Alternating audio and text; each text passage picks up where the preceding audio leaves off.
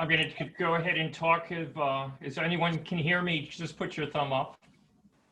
Okay, very good.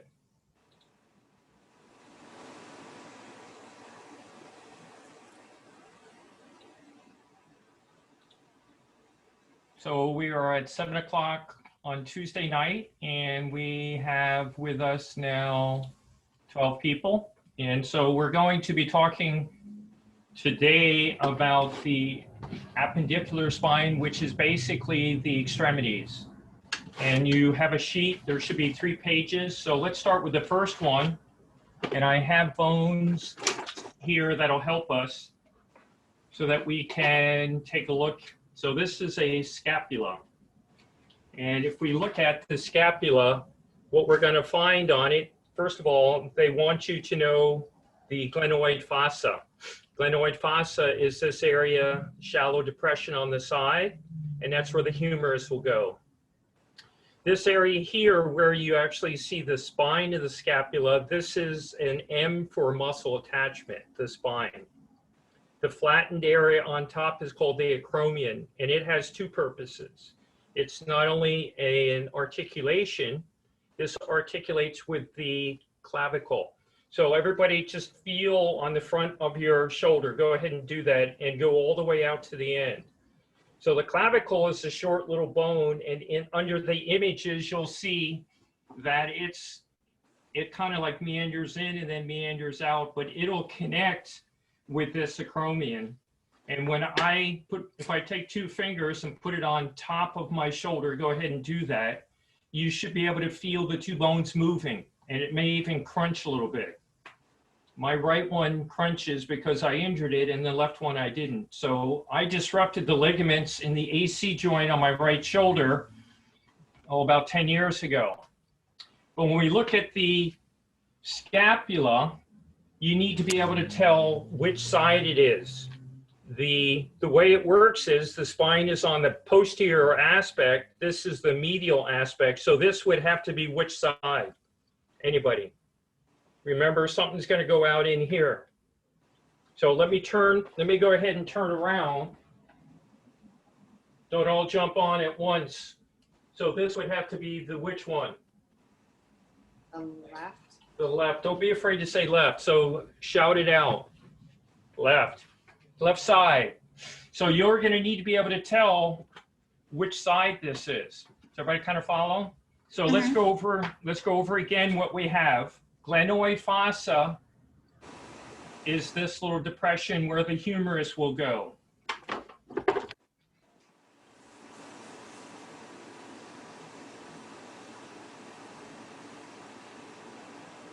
So I happen to have a humerus. So the humerus will actually glide in this area. So this is a ball and socket joint, the shoulder is, okay? And so this will come right in here. So this will be the outside. So obviously this would be my left side. Put your hand on the back of your scapula and feel the spine. Follow the spine all the way up to where it gets flat. So in other words, this spine truly does extend away. Remember, spines are bones that do what? They protrude away from another bone, and then it flattens out into the acromion. So spine is an M for muscle attachment. You need to know that. Acromion is a muscle attachment and an articulation. It's called the AC joint, acromioclavicular joint. Now we get to the other term or feature that you need to know. And if this up here on my jaw is the coronoid process of the mandible, we're going to change this from coronoid to coracoid. We'll just put a C there, okay? And it is a muscle attachment is what it'll be. So this is a muscle attachment. And so that's the coracoid process. So as we have those down. Now, where would I find this information? Well, if you were to look in your Ammerman, you're going to have pictures there. And there's some really nice pictures of the various bones. And it'll show you the bone, and also it will allow you to go ahead and see the name of the bone. Okay, it'll give different views of it, is what it'll actually do.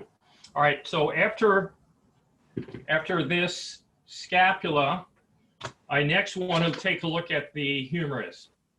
And when I look at the humerus, it has a ball. And so the humerus has a head, is what we call this rounded part. So that's the head. And then when you look in face up here, you're going to see two features. A feature is something that is prominent on the bone. It'll stick out and it'll be very visible. So when I look at this, I see on this side here, this outer area, a larger bump. And then on this inside, I see a lesser. So these are called tubercles.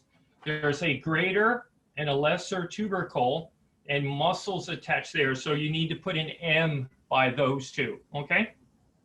Is everybody able to do that for me? So we'll do that.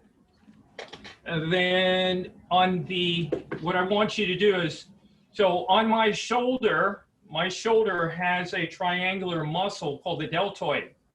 And so the deltoid is a triangular muscle and it'll attach on the outside, and it's the next term. What's the next term that we need to know on the humerus? Anybody? Look at your sheet. What do we have? Deltoid what? Tuberosity. Tuberosity. So it's a round, rough attachment on the outside of the humerus. And you can feel that with your hand. Run your hand on the outside of your shoulder, right down to that little point where it attaches, and it'll be a little tender there. But it's rough because all muscles do is shorten. So I take the origin, and the origin of the deltoid is on this acromion, and where the clavicle comes in, and then it inserts in the deltoid tuberosity. And if I shorten the muscle, my arm comes up. That's how muscles work. So muscles only do two. My computer not working the internet password. So muscles only. Somebody has their mic on, and if you're going to have it on, just please not have someone talking in the background. Okay? I'd love for you to be able to talk, but let's go ahead and see if we can all work together. The next area on this bone, it gets a little bit more complicated, but we'll kind of clear it up for you. So what we need to do is look at the elbow. And the elbow, my elbow does two things. I can flex, I can extend. What else can I do with my elbow? I can pronate, I can supinate. So in other words, I flex and I extend, and then take your hand just below the elbow on the thumb side and feel there's a little pivot point, the radial head. Look what happens. It allows me to rotate. So when I look on here, I'm going to have a point of the humerus called the capitulum. It's called the capitulum on one side, and I think of it as the capital, and I'll give you a little something to remember that. This is the radial head. So it'll pivot, so it'll allow you to pivot your forearm is what actually happens. So it rotates. Remember last week we talked about rotation at C2. C1 was a ring and C2 allowed for rotation. Well, we get rotation at the capitulum on the radial head. So when we start thinking about it, where is our head of state? Our head of state is the governor, correct? In Tallahassee. And so that's where our what is, our capital. So the radial head and the capitulum, our capital of the humerus, are what articulate together. Has everybody got it? I know it's crazy, but you'll remember it because it's silly. Is everybody with me? All right, that's on one side. On the other side, I have the next term, and it's called trochlea. Trochlea. I want you to write down pulley, because that's what it is, like a pulley, Pulley. And so what we're going to have, this is a hinge joint, and it allows me to flex and extend my elbow. And so when we're looking at it, this is the trochlea, and then on the ulna, notice the ulna. I'm going to bring this over here and I'm going to stand up so you can actually see. You'll notice that the trochlea is in the trochlear notch. This notch makes a U. That U tells you that that's the ulna. Does everybody follow? So the trochlea is in the trochlear notch, and it makes actually a U shaped, and that reminds you, hey, that's the ulna bone. Is everybody with me? Mm-hmm. Okay. Another aspect that we need to know of our elbow is on the medial area above this rounded area is called an epicondyle, and that's where muscles attach. So I'm going to use my arm, the medial aspect. This is where the epicondyle is and muscles attached there. On the lateral epicondyle, muscles attached there as well. So when I get inflammation of the muscles on the inside, that's called bowler's elbow. And when I get inflammation on the lateral epicondyle, that's called what? Tennis elbow. You don't have to be playing tennis. You could be, let's say, a secretary and have tendinitis. Okie dokie. One other part of the humerus you need to know is what's called the olecranon fossa. The fossa is like a depression right here. And I am sure if I put my hand or my elbow out, feel the bony protuberance part. When you give somebody an elbow, that's your olecranon, and that is actually part of the ulna. So that's part of the ulna, but the olecranon process goes into the olecranon fossa, and it allows your elbow to go like that far. And so when I stand and put my elbow out like so and try and force it, the only thing that's going to happen is I'm going to break it, because this bony part called the olecranon, a muscle attachment, it will articulate with the olecranon fossa.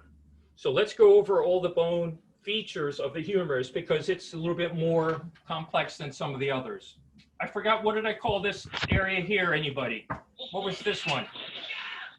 What's it called? The head of the humerus? The head. And then I look in face, and I'm going to see two large regions on top. One is lesser and one is greater, and they're called lesser and greater tubercles. Tubercles, and they're muscle attachments. Okay. On the outside, this triangular muscle attaches at the deltoid tuberosity. It's the insertion on my humerus. So this area where the tape is that area right here.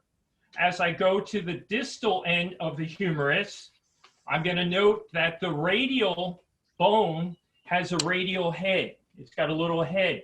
And this is where the head of state rests on the capital or the capitulum. So this is the capitulum, and it allows for pivoting. This will pivot. The other side is called the trochlea, and it means pulley, and it rests in this U shape that we talked about just a moment ago. That's this U shape here of the ulna. And so this is where we get, when you see the U, that gives you the idea this is the ulna, because the radius has a head and the ulna does not. So this area in the back is the olecranon fossa. And when I put my elbow out, the bony part that sticks out here, like when you give somebody, Jennifer, you give somebody an elbow, I know you've done it before, and you go ahead and you hit somebody with an elbow, that's the olecranon. Okay? So let's make sure we know what each one of these do. The head is an A for articulation. The greater and lesser tubercles are muscle attachments.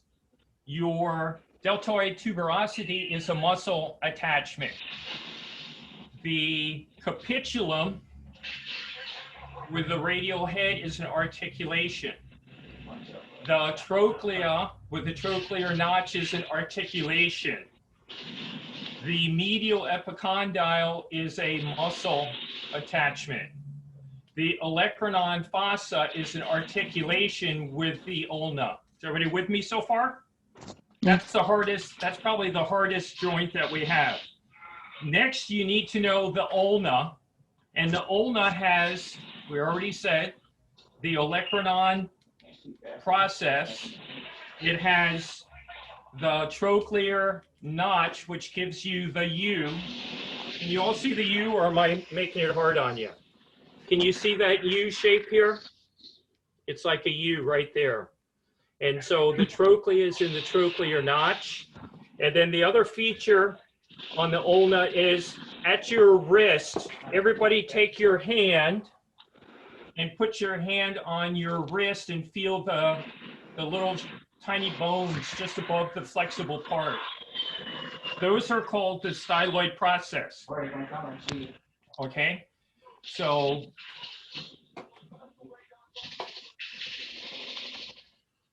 okay, the only person who does not have their mic on mute is Corey. Sorry. So I just hear a lot of background. So it's okay if you know, if there's no background noise, you can have your mic out, you know, open. All right. Olecranon process, a muscle attachment. Trochlear notch, this notch right here, this area right in here, articulation. Styloid process is this little area right here, and there's one on the ulna, and there's one on the radius. So the radius also has a little styloid. So your wrist has a radial and an ulna styloid that's going to help make the wrist joint. And you need to check to see where you are, if it's medial or lateral, by finding your thumb. I know it sounds simple, but look for the thumb. Wherever the thumb is, that's where your radius is. So the thumb side is always your radius. This is your ulna side. Is everybody with me? Okey-doke. All right, now let's look at the radius. The radius is a bone that has three features we need to know. The radial head is the articulation with the capitulum of the humerus. Then I have called a radial tuberosity, just like I had, what did I call this up here? Deltoid what? Tuberosity. Down here, this is the radius, and it's called the radial tuberosity. Your biceps, one of the bicep muscles attaches here. And then on the wrist area, you'll note that there's also a little raised area called the styloid. Now, what's unique about the radius, it's very thin or narrow in the elbow and very wide at the wrist. What about the ulna? The ulna is wide at the elbow and skinny at the distal part. Does everybody kind of follow? What's in between these two bones? Between these two bones is a fibrous sheath, and it's an interosseous membrane is what's there. And it kind of helps hold the bone. So I always kid in class, I go up to somebody, Corey, and I grab their forearm, and I tell them I'm going to rip their forearm apart. But obviously I can't do that because there's a strong interosseous membrane between my radius and my ulna. You have the same interosseous membrane between your tibia and fibula down in your lower leg. Okay, what do we need to talk about next? Does anybody have a hand? We got a hand here. So what are these called? What are the next bones we need to know? Begins with C. Carpals. Carpals, and then metacarpals. So let's look at it this way. These two rows of small short bones are your carpals, and you only need to know that that's what they are. This is in the middle, so we're going to call it metacarpal. Is everybody with me? And then these are your fingers, and they're called phalanges. So we have two rows of four bones that are short bones, and they're carpals, metacarpals, and then your phalanges, your fingers, okay, is what we have. So how do I name these various joints? Well, here's the wrist. And if I make a fist, I have these metacarpal phalangeal bones here. So when I make a fist and you see the ridge that I have here, it's metacarpal phalangeal, MCP, metacarpal phalangeal, MCP. Just you want to remember that it's MCP. What are these next parts of the hand? Well, in my fingers, I have, if this is the metacarpal phalangeal, these are my proximal interphalangeal. So these are my pips, PIP apostrophe S. And then the next joints are my dips, DIPS. So in other words, metacarpal phalangeal, these are my proximal interphalangeal, my distal interphalangeal. Now my thumb is not as long as the other fingers. Why? It has a purpose or function that allows me to do opposition or to grab things. So when I grab something like this cup and I grab it, I need my thumb to do it. I wouldn't be able to grab it too well with my fingers. So your grasping ability is because you use your thumb. So what I have a lot of people do when they come into the office, they're always saying how bad their thumb hurts, especially the people that are in their 70s, because they wear this joint out. It's called a saddle joint. We'll talk more about that later on. Okay, let's go from here to the bones of the pelvis. And so what I have right here are two different pelvic bones. The one on the left is narrow and the one on the right is wider. So look in the front. Look basically as we're looking in through, I'm going to do this so you can actually be able to see. There's a narrow, this area in the front is narrow. On the female, this area is much, much wider. You see how it's wider? So in other words, when we're looking right here, the pelvis is wider. So where this is the pubic symphysis, this is the pubic region of the pelvis, and this area is wider. So it's a larger V shape as compared to the male, where this shape is more narrow. So everybody see the difference there? When I look inside, this opening into the, let's say the pelvic opening is more narrow on the male. On the female, it's wider. So everybody see how much wider it is? And also on the side, there's an area on the side. We'll use this blue so you can see something in the back. This area right in here is called the sciatic notch. This is wider on the female as well. So when I look at, you'll see how wide this is. See, it's wide. When we're up here on the male, it's more narrow. This is more narrow. So there's three areas where there's a difference. In the front, in the pubic symphysis, it's more narrow on the male. It'll be wider on the female, okay? The sciatic notch on the male is narrow and it's wider. It's this area here, it's wider. You can see with my black shirt, let me go like so, you can see how much wider it is, okay? And then when you look in the pelvic region here, I can get my hand through, and yet on the male, it's a little harder to try and get my hand through, okay? So the baby's head during the birthing process has to go through this pelvic canal to get to the outside. So the hips and pelvis is wider. So let's talk about the different parts. On the lateral aspect is called the acetabulum. This is a deeper socket. In the shoulder, it was called the glenoid fossa. So here, if you'll look on the glenoid, this is the glenoid fossa. It's just a little, like small little disc or plate. Here, your hip socket is actually very deep.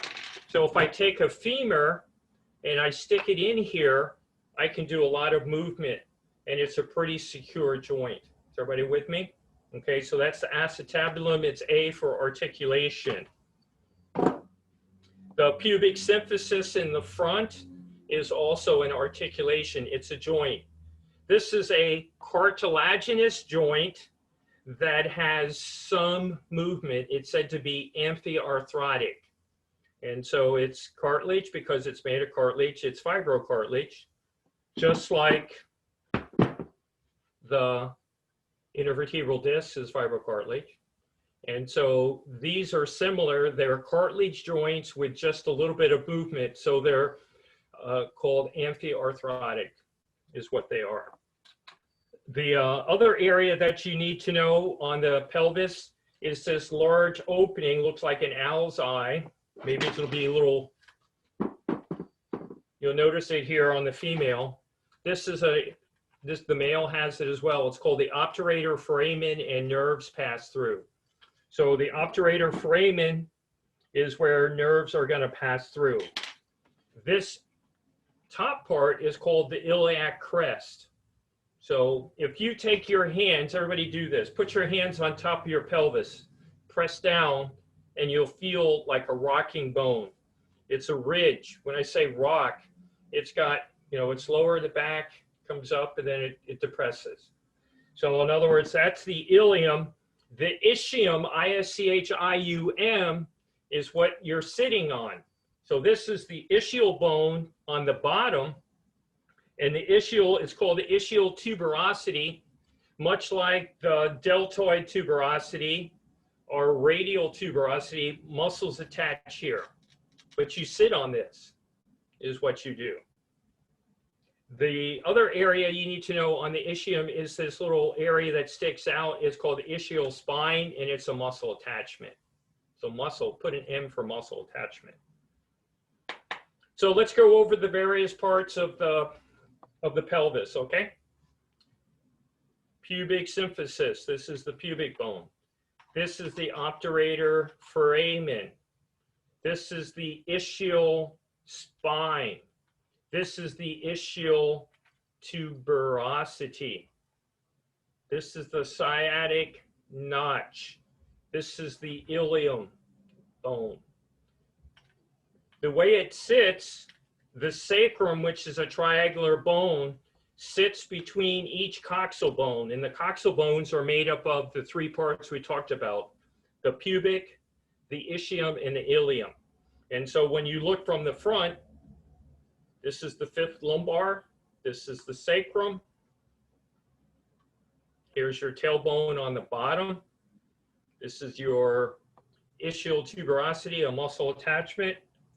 The spine is also a muscle attachment. Sciatic notch is a passageway. Is everybody with me thus far? Moving right along. Does anyone have too much information at one time? All right, let's go to the next bone, and we're going to talk about the femur. So what do we know or need to know about the femur? I have a head. So this is the articulation. That's an articulation. This is the neck. That's the next part.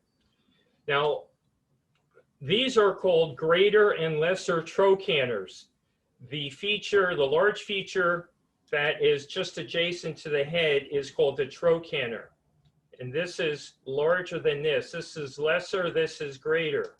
So I want you to humor me, everybody. Stand up and lean to the side. Go ahead and do it, or you're not going to feel it. So I want you to stand up and press, kind of lean. Let me move this down just a little bit so you can see what I'm talking about. So on me, if I lean to the side and stick my hip out, you should feel a rough bone, okay? Muscles, the large muscles of the body are in your thigh. And so they're going to attach to the trochanter, either the greater or lesser, okay? The other feature you need to know is called the linea aspera. So this is the front of my femur. This would be the right femur because the head would go into the acetabulum, just like so. And so the linea aspera is this line in the back. It's a muscle attachment for your quadricep muscles. And then it doesn't have it listed, but these are rounded bones. And I said that rounded bones were what? Condyles. So this is a rounded bone. This is a condyle of the femur. And so this one on the inside is medial. That would be lateral. So the head is an articulation. The greater and lesser trochanter are muscle attachments. Linea aspera, muscle attachment. So I have a femur with a bone stuck in front of it, and I forgot the name of the bone in the front. What's it called? This is my femur. This is my tibia. That's my fibula. What would this funny looking bone that's stuck here be? Help me out, anybody. What would it be? It sits out in front. Take your hand, put it on your knee. Patella? And yes, who said patella? Yeah, patella. It's your patella. So put your hand on your knee. When you move your knee, it kind of makes a popping sound. And so this area of the patella will grind over this bone. And so when I look at a small version of a knee joint, this is your femur with the condyles. Notice the condyles that we have here. There's medial and lateral. There's a blue cartilage on there, and it's hyaline cartilage or articular cartilage. But even notice the patella has what behind it? Cartilage. Okay? And so this helps us. So your knee joint allows for flexion and extension. That's what we're able to actually do here. Can that hyaline cartilage wear down over time? Well, not only does the hyaline, but also the meniscus, which is the fibrocartilage, can tear, and then they sometimes will go in and remove part of that so that it's smoother. It'll tear is what will happen, and it can wear down. All cartilage can wear down. Okay. So like if somebody's running, like if you have a sports runner or some of these people that are ultra marathon runners, Right. is that essentially bad for their knee to say that that impact is going to more likely wear down that hyaline cartilage, or does it make a difference? No, it can actually be a problem. So what they do is they wear shoes that have good shock absorption, and they put insoles in the shoes that allow for better shock absorption, is what actually is, distance runners do that, okay? So if you put orthotics in your shoe and it has some cushion in there, that'll help you so that you're not just, and they don't work, you'll notice that a lot of the very, very good runners, they're always not running on concrete. So here in Florida, you either run on a trail, which is asphalt, or if you run on the sidewalk, it's concrete. And I can tell that concrete is a lot harder on me and my knees and legs than the asphalt. So you would rather run in the road, but you can't run in the road when the cars are there. Okay? Okay. So the distance runners, a lot of them, they'll run their races, their marathons on Sunday morning when nobody's around. And they'll be in the cities or maybe a small town. But they'll run on the asphalt, and it's a little easier on the knee. Okay, good question. All right, the next bone is the tibia. The tibia has a tibial tuberosity, and this is where the quadricep muscles are going to attach. So the tibia has the tibial tuberosity. It has an anterior crest where muscles attach, and then it has on the inside the medial malleolus. Let me hold this up. The medial malleolus is the large bump that helps to make the ankle joint. So you'll see the medial malleolus from the tibia on here, and then this is called the fibula, the outer bone, and it will also help form the ankle joint. So when you put your hands on your, let's say on your ankle, you're going to feel two knobs. The knobs are the medial malleolus and the lateral malleolus. So the lateral bone is the fibula. All right, let's talk about the fibula. Who watched Karate Kid? What did they try to do when they were going to sweep the leg? Somebody help me. Justin, help me. What did they try to do to the leg in Karate Kid?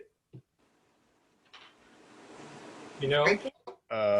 Yeah, they tried to break it. They tried to kick it and break this bone. This bone is easily broken.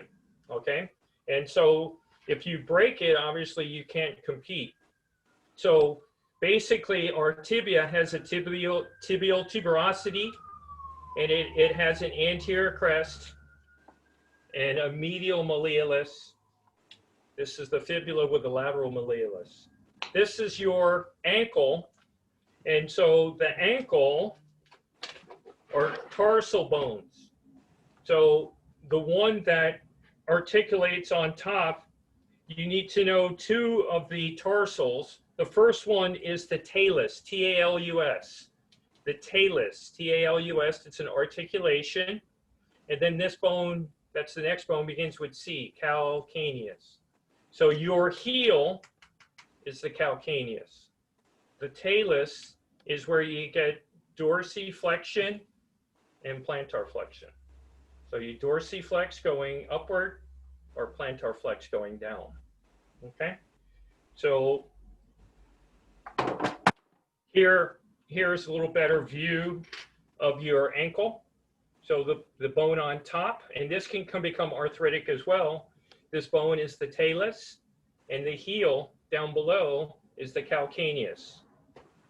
Heel spurs are pretty common. There are 4 layers of muscle that run under your foot, and they all pull from like this area here, and you'll get a tendinitis. And so you can get that treated with a cortisone shot or ultrasound, or even wear a sponge type of shock absorber insert that'll take stress off of this. So just like the hand, instead of having carpals, I have tarsals. How do I remember their tarsals? Well, they're down close to the toes. So these are tarsals, and you need to know 2 specific, talus, calcaneus. These are our metatarsals. So what would this joint be? Metatarsal phalangeal. And then just like with your fingers, you're going to have phalanges. So you're going to have your proximal interphalangeal and then your distal interphalangeal joint. What do they do a lot of times if you break the bone in your toes? Anyone ever stubbed, let's say, the side of a table? What do they typically do if you broke it? Do they set it or do they tape it to the other toe? Yeah, Anyone know? They tape it to the other toe? Yeah, they normally will tape it because it's so small, it's hard to get a what on it. How do you get a cast on that little thing? It's very, very small. So I think we've covered all the bones that are on page 1. So let's go to page 2. What we need to do now is classify the joint 2 ways. I'm going to classify it by what I see. What do I see? I see fibers. Where do I see fibers? In the skull. I see sutures. So sutures are a fibrous joint. What about your teeth? Your teeth have fibers. So that's the fibrous joint. So on your, and this should be in your notes, I uploaded some older copies of this lab, and I also uploaded a completed sheet of the lab that I did yesterday. So if you look at the bottom of your lab 7, you should have this, but this is also probably in your notes, but we're going to go over it right now. So when I look at the sheet, you're going to have three rows. On one side, I am classifying the joint by structure, fibers, cartilage, or synovial. That's one way to classify the joint, by structure. The other way to classify the joint is by motion. And if there's no motion, it's synarthrotic. If there's a little bit of motion, it's amphiarthrotic. And if it's freely moving, it's diarthrotic. So in other words, if you look at my shoulder is freely moving. It's a synovial joint, and it's diarthrotic because it's moving. So you will be asked on this test, I guarantee it, that you will need to at least classify a joint by either its structure or its function. So function is movement. Structure is what I see. Does everybody follow? So let's fill in the first line. Looking at fibrous synarthrotic, sutures and teeth. Teeth are called gymphosis. What's the next one? A fibrous joint that only moves a little bit is what's found at your tibia and fibula, like I mentioned before. So that's an interosseous membrane. Name a fibrous joint that's freely moving.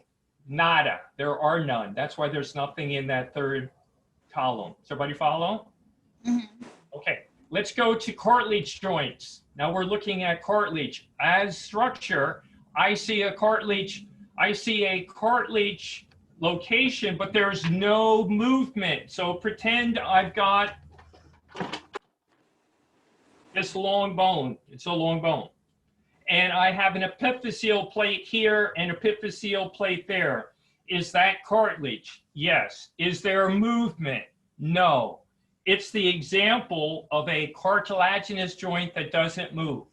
Does everybody follow? So the epiphyseal plate, if your epiphyseal plate is moving, you fractured it. So it would be a cartilaginous joint that's synarthrotic. There's no movement there. Okay? And then name a cartilage joint that has some movement. I already gave you that answer. Intervertebral disc and pubic symphysis. These are cartilage joints with a little bit of movement. So when you move, you pivot a little, or you're gonna have like torsion, some little movement at the pubic symphysis, and there's movement, some movement at the intervertebral disc, the vertebra. Name a cartilage joint that has free movement, diarthrotic. There are none because the cartilage holds it. Does everybody follow? Okay. Now let's name a synovial joint. A synovial joint is a joint that has synovial fluid. It has a synovial sac. It's got all the same things that are found in the knee. There's a synovial joint there. You're going to have fluid in the synovial sac. And so name a synovial joint that is made with, that does not move. There are none. Name a synovial joint that just moves a little bit. There are none. But name a synovial joint with lots of movement. Most of the joints that are in your body that are not listed in the other two all go in this bottom area. Somebody follow? So in other words, your TMJ, temporomandibular joint, your occiput and atlas when you're nodding. Remember, we put our fingers on the back of our head and we nodded occiput on C1, remember? And then I had you rotate. That is basically where I'm having lots of movement. It's a diarthrotic joint, and it's also a synovial joint. Case in point, let's go up north. We're going to go up north, and it's going to be 20 degrees outside, Nicole. What happens to my fingers when I leave my gloves off and I'm outside for like 20, 30 minutes? They stiffen up. They all stiffen up because the synovial fluid becomes thick, okay? And so the fluid is there for what? It's there to reduce friction. So on the bottom sheet, it asks you this much. It wants to know, what does a synovial joint do? Well, it has fluid to decrease friction. That's one thing. And it lubricates the joint. It'll absorb shock. It will supply oxygen. It will supply nutrients. And it'll remove waste away from the joint. Now remember, a synovial joint, most all bones, the end of bones have hyaline what on them? Hyaline cartilage, which is used as articular cartilage, remember? and that helps to reduce friction, but so does the fluid, the synovial fluid as well, okay? So what happens if you're somebody's grandfather, no, you're somebody's great-great-grandmother or great-great-grandfather, and you're sitting in a chair, and you don't get up but like to go to the restroom or maybe go eat, and you don't walk? What's going to happen to your joints? Anybody? They're going to do what? Get stiff. They're definitely going to get stiff. So if you don't use it, what happens? You lose it. What about your brain? What if you, Brianna, let's say you don't use your brain, what happens to it? Huh? Yeah, it doesn't function as well, okay? So somebody who wants to stay young in thought and in mind and in body needs to keep doing what? According to Kelly, you're not supposed to run marathons, but you do need to get out and you got to dust yourself off and get outside and blow, kind of get out and let the wind blow over you, right? You need activity. So you'll see a lot of people that are active, but we use excuses, and I hear it all the time. People come into the office, well, it's hot outside. I can't walk outside. Oh, it's too cold outside. I can't walk outside. The pool's too cold now. I can't get in the pool. So I hear all these excuses why we can't do things. All right, let's go over what does articulating cartilage do? Reduces friction as the bones move and absorb shock. Those are two things. So the articulating cartilage, and remember the regions of the bone. What do I call the regions of the bone? This is the epiphysis. This is the epiphysis. What was this area?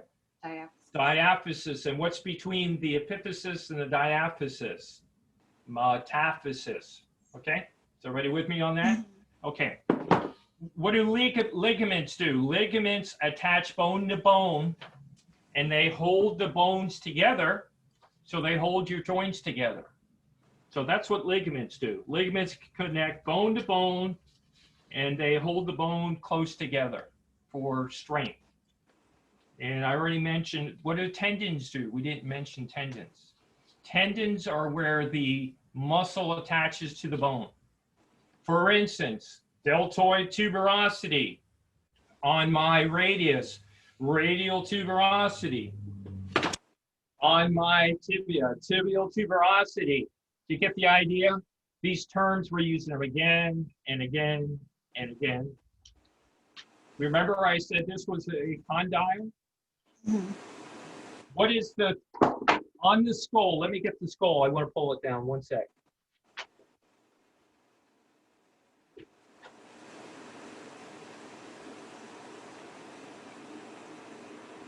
So the next page, we're going to be talking about some of these different joints of the body. But this is a condyle or a condylar joint. And so this is the occiput or back of the skull with the foramen magnum and occipital condyle is what we have. And it allows me to do this, nod. Remember, flex or extend. All right, when I go left or right, that's where I'm using, that's rotation or pivot joint. That's where I'm rotating on dens of C2 with atlas. So when I rotate or I look to the side and pivot or rotate, this is an example of a pivot type joint. So let's go to the following page. It would be like page 3 of tonight's assignment. And I looked in Marib's. I went into Marib's book and I found under chapter 8-2 some basically information about all these different joints, and I was able to fill this in. But let's go ahead and fill it in. And this is how I want you to do this. So go to the third page. On the third page, it talks about types of joints. It says plane, hinge, pivot, condyloid, saddle, ball, and socket. I want you to number plane as 1. Hinge is 2, pivot is 3, 4 is condyloid, 5 saddle, ball and socket 6. Just put 1 through 6. Then I want you to go over to the movements, and I want you to write 7, 8, 9, 10, 11, 12, 13, 14 on that side. Can we do that? So do that now. And so we want to fill this sheet out. And in order to do that, occiput and atlas, it's a number 4. It's a condylar joint, and the movement is flexion and extension, number 7. Is everybody with me? So write synovial number 4, condyloid, and then the movement is 7. What about atlas and axis, C1 and C2? It is a pivot joint, it's number 1, and it's rotation, so rotation was number 12. Is everybody with me? So all you gotta do is just write the number in, and then you'll be able to go back and write rotation. What about your jaw? You open your jaw, what can you do with your jaw? I can depress my jaw, I can elevate, I can stick it out, I can protract, I can retract my jaw. So your mandible, or TMJ, is a hinge joint, number 2. And then it does these. It does gliding, which is number 13. And it does elevate and depress, which is number 11. Everybody with me? And then what else could I do with my jaw? I could protract or retract. Those are some examples. All right, what about my shoulder? My shoulder joint is ball and socket, number 6. And what are the movements? I can do number 8, I can do number 7, I can do number 12, and I can do number 14. Let's talk about them. All right, so my shoulder, when I look at my shoulder, I can flex my shoulder, I can extend my shoulder. That's one of the things that I can do with my shoulder joint. I can take my shoulder and bring it to the midline, ADDUCT. So everybody see what the ADD is? I'm going to the midline. When I take my arm from anatomical position away from midline, it's not ADD, it's it's abduct, ABD. Does everybody follow? It's a difference. So I'm taking away from midline. So when I go to midline, I'm ADD, adduct. When I go away, it's ABD. Does everybody follow? So it's away. Also, my shoulder does what else? I could do internal, external rotation. I can do circumduction with my shoulder, just like with my wrist, okay? So those are some of the movements of your shoulder. All right, next one is my elbow. So it's a hinge joint, number 2. Number 2, it's hinge. What do I do with a hinge joint at my elbow? On the ulna side, I flex, I extend. Flexion is where the angle of the joint gets less. So here the angle is 180 degrees. Now I'm coming up to 90. This is flexion. So when the angle gets larger, now I'm extending the joint. Is everybody with me? Okay. So that's at the elbow. However, I can also, at my elbow where the radius and the humerus, I can do what? I have a pivot joint. The pivot joint is number 3, and I can pronate, supinate. So that's number 9, pronate, supinate. What about at my carpals, my wrist?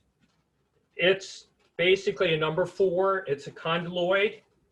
And with my wrist, I can do a bunch of things. My wrist, I can flex, I can extend, I can take my wrist and go adduct, abduct, I can circumduct. So for the wrist, I have 7, 8, and 14. So I have a lot of movement. What else can I do to my wrist because I have a shallow joint? I can break it, can I? All right, my fingers. My fingers are plane joints, planar, P-L-A-N-A-R, it's number 1, and they glide. Number 13, they're gliding joints. is what actually happens, gliding. Okay.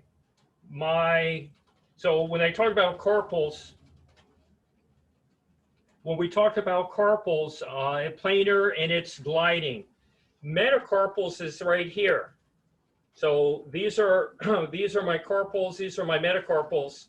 So let's go to the metacarpals, which is right here.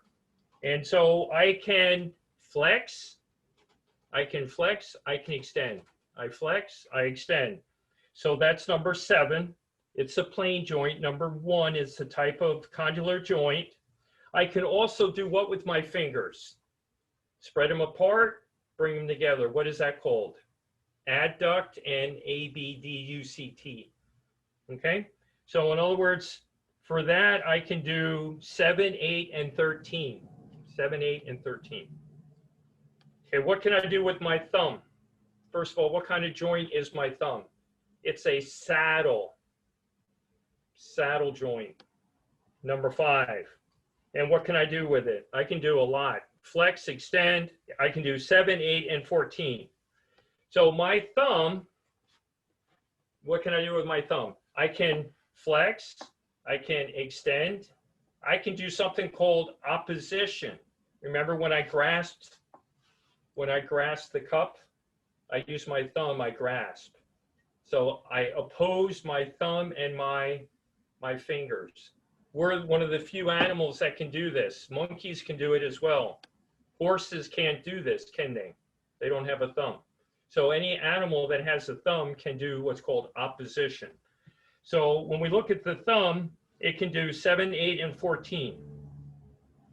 Your hip, the femur, it's a ball and socket, number 6.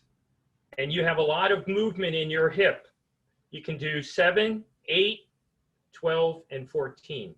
So your hip, you can flex your hip, you can extend your hip, you can bring it to the midline, called adduct. You can bring it away from midline, called abduction, and you can do circumduction. You can make big circles with your hip. So the hip, 7, 8, 12, and 14. Your knee is a hinge joint. And so all you can do with that is flex and extend, which is number 7. We're almost there. Your tibia, let's see what else we've got. All right, let's go. Your tibia talis, your ankle. Here's my ankle bone. What can I do with my ankle? What can I do with my ankle? I can dorsiflex or I can plantar flex. Let's do it this way. Here's my ankle. What can I do with my ankle? My ankle can go up, that's called dorsiflexion, and when it goes down, that's called plantar flexion. So your ankle is a hinge joint, number 2, and you can only do number 10, dorsiflex and plantar flex. Now, what can I do at what we call the tarsals? You know, the tarsals here. It's a plane, basically the tarsals, the intertarsals is it's a plane joint. I have gliding, but I do something else.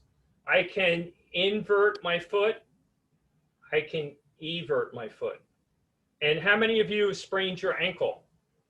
Your ankle went in. 90% of the sprains of your ankle are inversion sprains.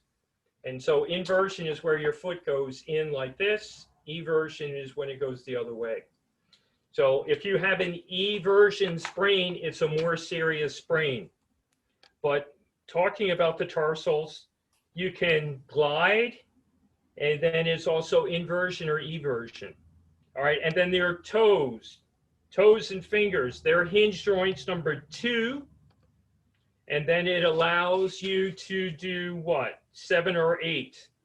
So with your toes, you can flex, you can extend. What else can you do with your toes?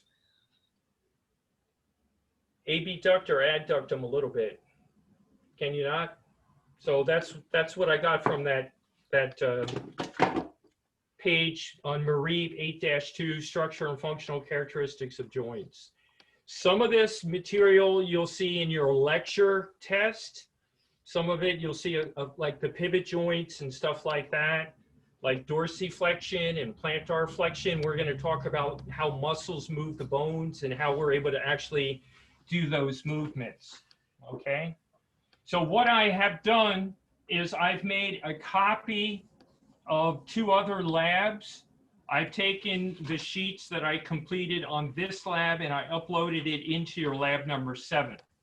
And you have the ability now to go ahead and do the appendix or appendicular skeleton between now and next Tuesday, okay? The next test is the end of the month. So what you want to do is spend this week learning the various bones and features of the bone and types of joints. And if I were you, I would go to the lecture notes for the lab and read them, and then I'd look at the images. I think those images are very helpful because it'll show you the bones, and even in what I uploaded on some of the other labs that are in this particular lab, other copies or other versions of this lab, I have some pictures that'll help you as well. Okay? On the test, what chapters is it going to be on? Is it just going to be 5, 6, and 7, or? You mean at the end of the month? Yeah. No, it's going to go for muscles too. So what we're going to do now, and the reason you need to learn the different, like tibial tuberosity, is a muscle attaches there. So all these different bones of the, let's say, of the skull and of the axial and appendicular skeleton, we're going to attach some muscles to them and then get movement. So for instance, my biceps is right here, and it allows me to flex and extend, right? And if I rip my bicep, there's another muscle underneath called brachialis. Mommy, can So- I do this? So what's going to happen is you're going to want to know these 2 muscles, but I'll talk about that, okay? And they allow you to flex and extend. So in other words, we're going to put muscles on the various bones, and then what actually happens when I shorten the muscle or I extend the muscle. So it'll be the chapters will start with, or labs will be starting at lab 5, 6, 7, and 8. And it'll cover, all the, the muscles, and it'll be these bones and, cartilage like what we had before. So it's a lot of memory work. The hardest part is probably just kind of getting down the muscles, but you want to spend time going over the bones, Jasmine, okay? Okay. But those are good, that's a good question. So the way to do it is look in your images, get an idea of what's there, and then proceed from that point. And then look at the information, and then open up the material that I uploaded in your lab. Okay? Okay. Don't forget, you can take the quiz multiple times. So I should have it where I think you can take it, like more than 5 times. I want to see hundreds, lots of hundreds. I see 80s and 90s and hundreds. I'm happy about that. So I'm talking to the choir. You guys are doing well. Keep working. Okay? All right, that's all that I have for tonight. I don't want to bore you. I actually uploaded last night's video, and it's scary. It works, and I won't look at it because I can't stand to look at myself. So I'll see you next week, guys, okay? Quick question. Okay. If you, sure, go ahead. So we're only studying basically the parts of the bones Yeah. that you have on the lab, all on our lab sheets. That's all you want to do. If Okay. you know those terms, like if it says tibial tuberosity, no tibial tuberosity. If it says anterior crest, no anterior crest. If it says medial malleolus, it's because it's what? It's part of the ankle joint. Mhm. Remember? So in other words, they want you to know this bump at the bottom because it helps to make this this ankle joint. Just like on the radius and the ulna, you had the 2 bones here, and they were called styloid bones. Remember the little feature right here, styloid? And so they help to make the wrist joint. So there will not be anything that you're not going to use. So there's a reason to kind of know what these things are. Okay, does that make sense? Yeah. All right, guys, I'll see you next week. If you have any questions, give me a holler. And if you Okay. want to hang out and ask a question when everybody else leaves, that's fine too. Otherwise, I'll see you next week. Thank Thank you. you. Thank you. Thank you. Goodbye. Bye-bye. Good night. Night. Thank you. Good night.